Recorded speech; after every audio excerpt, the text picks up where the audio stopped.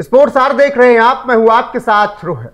भारतीय cricket team की हालत खस्ता हो गई साउथ अफ्रीका के खिलाफ टेस्ट सीरीज में।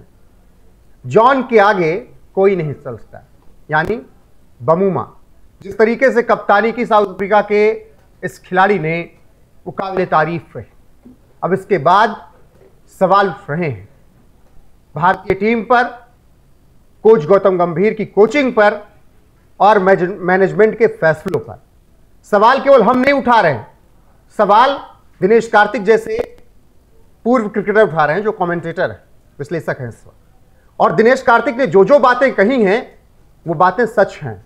यही बातें गंभीर भी कभी कहा करते थे जब कोई और कोच हुआ करता था। क्योंकि इस वक्त टीम में कोई भी चौथे नंबर पर खेल रहा है, कोई भी तीसरे पर खेल रहा है, किसी टेस्ट में कोई 8वें पर खेलता है, अगले टेस्ट में वो तीसरे पर खेलता है। ऑलराउंडर्स की भरमार है। 20, 22, 24 के औसत से प्लेयर चौथे नंबर पर खेल रहे हैं। कभी साई सुदर्शन को बाहर कर दिया जाता है, कभी खिला लिया जाता है। चल क्या रहा है, यही सवाल सबसे बड़ा है और इसी सवाल को दिनेश कार्तिक भी पूछ रहे हैं।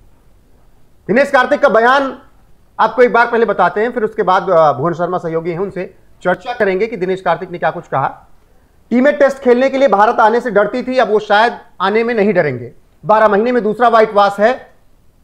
पिछले 3 घरेलू सीरीज में 2 व्हाइट वॉश हुआ था और ऐसे में भारतीय टीम लगातार खराब खेल रही। टेस्ट क्रिकेट में भारत के लिए मुश्किल समय है और कड़े फैसले अब लेने ही होंगे। भारत में पेसर्स और स्पिनर्स आउट बॉल हो रहे हैं, बहुत ज्यादा ऑलराउंडर्स खिलाए जा रहे हैं, जो परेशानी का सबब है। Nominated pace allrounder Nitish Kumar Reddy ने पूरे डोमेस्टिक कैलेंडर सीजन में 14 ओवर बॉलिंग की। टेस्ट चैंपियनशिप में भारत का नंबर 3 लगातार कमजोर साबित हो रहा है। उनका एवरेज सिर्फ 26 का है। वॉशिंगटन कोलकाता में नंबर 3 पर खेलते हैं, साई सुदर्शन गुवाहाटी में नंबर 3 पर खेलते हैं। क्या ये बदलाव टीम को फायदा पहुंचा रहे हैं या हमें स्थिरता और कंसिस्टेंसी की जरूरत है? ये बात पूर्व क्रिकेटर दिनेश कार्तिक कह रहे हैं। भुवन जी, वही बात जो हम लगातार कह रहे हैं, कभी कोई 3, कभी कोई 4, कभी कोई ऑलराउंडर्स की भरमार। अब तो दिनेश कार्तिक और पूर्व क्रिकेटर्स भी सवाल उठा रहे हैं, भाई ऐसे नहीं चल पाएगा, कब तक ऐसे चलेगा? बिल्कुल, डीके ने जो कहा है उनके जो हाईलाइटेड पॉइंट्स हैं उन पर आएंगे, लेकिन एक लाइन उन्होंने और कही कि भारत के सिर्फ 2 प्लेयर्स ने इस टेस्ट सीरीज में सेंचुरी बनाई, साउथ अफ्रीका के 7 प्लेयर्स ने सेंचुरी बनाई। अब उनके बयान की शुरुआती जो बात है उसी से शुरुआत करते हैं कि उन्होंने कहा कि टेस्ट टीम में, जैसा कि हम शुरुआत से कह रहे थे, भारत आने से डरती थी टेस्ट खेलने के लिए टीम, और अब उनकी जीभ लपलपा रही होगी। वो चाह रहे हैं कि अब खेलें, क्योंकि भारत अभी उस दौर से गुजर रहा है जहां पर टेस्ट को लेकर के उसकी अजय वाली छवि धूमिल हो चुकी है। और इसका जिम्मेदार कौन है, इसका इशारा भी डीके ने अपने बयानों में दिया है। उन्होंने कहा कि जिम्मेदारी तय होनी होगी। उन्होंने कहा कि हमें वक्त रहते एक्शन लेना होगा और कड़े फैसले लेने होंगे। कौन से कड़े फैसले? यही मैं कह रहा हूं, जो कड़े फैसले की बात आ रही है उसमें सीधा सीधा यह है कि वो परिवर्तन की बात कह रहे हैं कि अब आपको लीडर बदलना पड़ेगा। सीधी सी बात है, कड़े फैसले यही होते हैं, क्योंकि जब लीडर के स्तर पर नाकामी, कमियां दिखाई देंगी, क्योंकि वो जब इसकी तस्दीक ऐसे होगी, उनके बयान को अगर आप थोड़ा सा और आगे देखेंगे तो वो ये कह रहे हैं कि जरूरत से ज्यादा ऑलराउंडर्स खिला रहे हैं, आपका सिलेक्शन ठीक नहीं है।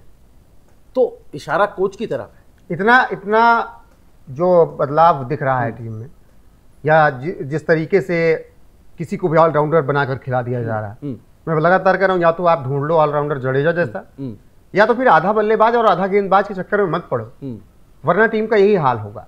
स्कोर कार्ड पे नजर डालेंगे तो शर्म आएगी आपको भाई।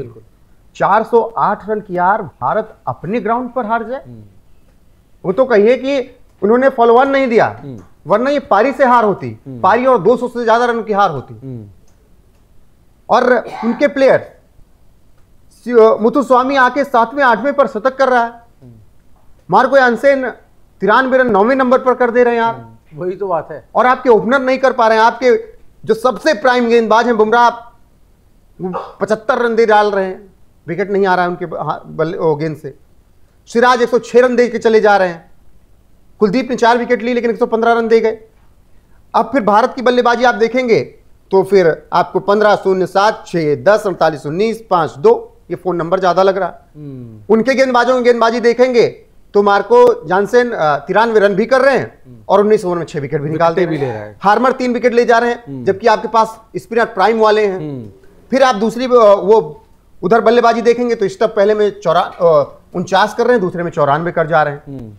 तो ये जो उनके प्लेयर्स हैं, एक एक प्लेयर्स ने ऐसा कमाल का बल्लेबाजी की कि आपके गेंदबाज कुछ कर ही नहीं पाए। दूसरी पारी में बुमराह को विकेट में नहीं मिला, सिराज को विकेट ही नहीं मिला, जबकि ये आप कह रहे थे कि तेज गेंदबाजों की पिच है और उनके तेज गेंदबाजों ने कहर ढा दिया। और स्पिनरों ने भी, सोचिए पहले में जानसेन ने 6 विकेट लिए, दूसरी पारी में हार्मर ने 6 विकेट ले लिया। तो भाई ये कौन सी पिच थी ये भी नहीं समझ में आई, ना आपको स्पिनर चलाना तेज गेंदबाज ना पेसर्स को झेल पाए। हाँ, इसीलिए तो सवाल उठ रहे हैं कि जहां पर बल्लेबाजी मिडिल ऑर्डर तक बल्लेबाजी की स्ट्रेंथ होनी चाहिए थी, वहां पे आपने दूसरे तीसरे के बाद आपके पास जो है ऑलराउंडर आ जाते हैं। और वो ऑलराउंडर आ तो रहे हैं, लेकिन वो ऑलराउंडर वाली पोजीशन को जस्टिफाई भी कर रहे हैं नहीं कर रहे हैं, ये भी तो देखना पड़ेगा।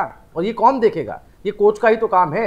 इसीलिए मैं बार बार कह रहा हूं कि डीके भी अपने बयानों में उसी तरफ इशारा कर रहे हैं। उन्होंने नाम नहीं लिया, बस इतना रह गया है, सारी बात उन्होंने कह दी है। और 12 महीनों में दूसरा व्हाइट वॉश, इससे ज्यादा शर्मनाक क्या हो सकता है? आप 408 आंकड़ा बता रहे थे कि 408 रनों से जो शिकस्त मिली, और साउथ अफ्रीका ने भी एक लंबे समय बाद ये बेहतरीन जीत हासिल की, लेकिन टीम इंडिया के नाम टेस्ट क्रिकेट में रनों के मामले में अब तक की सबसे बड़ी हार का कलंक टीम इंडिया के माथे लग चुका है। सोचिए कि आपके गेंदबाज रन नहीं बचा पाए, चेस करवा दे रहे हैं। इससे पहले की अगर सीरीज में बात करें 350 चेस करवा दिया। आपके बल्लेबाज 124 चेस नहीं कर पा रहे हैं, तो टीम जा किधर रही? चलिए ये टेस्ट मैं भी मान लेता हूं कि इतना बड़ा स्कोर चलिए बन गया, बनता है एक सीरीज के एक मैच में, बिल्कुल। लेकिन 124 आपसे चेस नहीं हुए थे ईडन गार्डन्स में। आप तो बिल्कुल जितना टेस्ट क्रिकेट में वाइड से रन बन जाता है, उससे 60-70 रन तो वाइड से बन जाता है अगर आप 3 दिन तक बल्लेबाजी कर ले जाए। सही बात, उतना आपके बल्लेबाजों से नहीं बना भाई। तब ये मैनेजमेंट को सोचना पड़ेगा। दिनेश कार्तिक जो बात कह रहे हैं, उस बात को दिल में चुभा नहीं लेनी होगी कि कैसे बोल दिया दिनेश कार्तिक, मैंने तो चैंपियंस ट्रॉफी जिताई थी।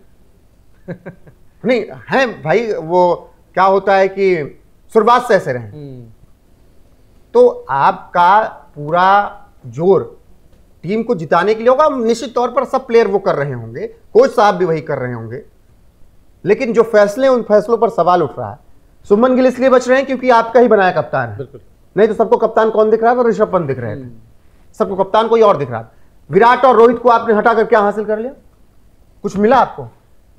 विराट और रोहित ये थे, इतनी बुरी हालत तो नहीं होती थी, क्या होती थी आप बताइए?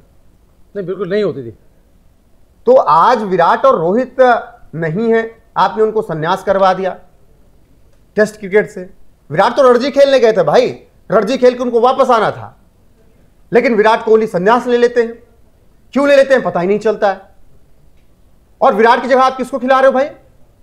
4 नंबर पर कभी किसी और को खिला रहे हो, कभी सुंदर खेल रहा है, कभी नीतीश कुमार रेड्डी खेल रहे हैं, कभी ध्रुव जरेल खेल रहे हैं। तो ये तो आपको तय करना होगा कि विराट के शूज फिल करने हैं, और वहां पर आपको एक ऐसे प्लेयर को कम से कम 10 मैचेस देने होंगे जो कि फेल भी हो तब भी चलेगा। और आप ये कहोगे कि 2 पारी में फेल बाहर कर दूंगा, तो फिर विराट की जगह नहीं भर पाएगी, ना रोहित शर्मा की ओपनिंग आप भर पाओगे। आपको फ्री छूट देनी होगी कुछ प्लेयर्स को, और एक ही जगह उनको लगातार खिलाना होगा। अगर आप साई सुदर्शन को पहले मैच मुकाबले में खिलाते, फेल होते दोनों पारियों में, फिर दूसरे में खिलाते, फिर फेल होते, तीसरे में खिलाते, फिर फेल होते, चौथे में जाकर चलते, तो आप पर सवाल ना उठता, क्योंकि आपने वो 6 पारियां दी उसको, लेकिन आपने पहले में खिलाया नहीं, दूसरे में खिला दिया, फ्लॉप है। बाकी दिनेश कार्तिक जो कुछ कह रहे हैं उस पर आपकी राय क्या है? कमेंट सेक्शन में जरूर बताइएगा। बने रहेगा हमारे साथ लगातार। नमस्कार।